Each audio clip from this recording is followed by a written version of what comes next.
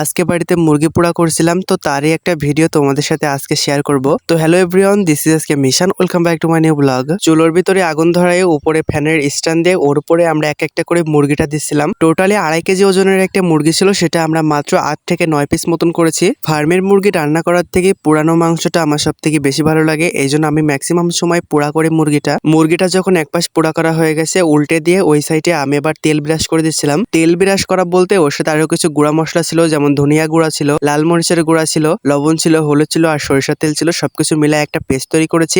ওর ভিতরে আবার জিরা মশলা বাটাটাও আমি অ্যাড করে দিয়েছিলাম। তো সবকিছু মিলাই উপরে উপরে আমি ব্রাশ করে দিচ্ছি। প্রথমে আমরা বুকের অংশটা পোড়াই নিয়েছিলাম, এখন আমরা লেগ পিস গুলো দিলাম। আমাদের বাড়িতে না এই লেগ পিস নিয়ে অনেক বেশি মারামারি করে আমরা, যে কে খাবে লেগ পিস বা বুকের অংশ, এটা কোনো কথা না। সবকিছু যদি ভালো করে রান্না করা যায় তাহলে সবকিছুই ভালো লাগে। তো এই তো একে একে আমার সমস্ত মুরগিগুলো পোড়ানো শেষ হয়ে গেছে। এই যে প্লেটের মধ্যে মাংস নিয়ে আমরা খেতে বসে গেছি। তো আমার এই ভিডিওটা তোমাদের কাছে কেমন লাগলো অবশ্যই একটুখানি কমেন্ট করে বলে যাবা, আর আমার ভিডিওগুলো তোমাদের কাছে দেখতে কেমন লাগে সেটা একটু জানাবা।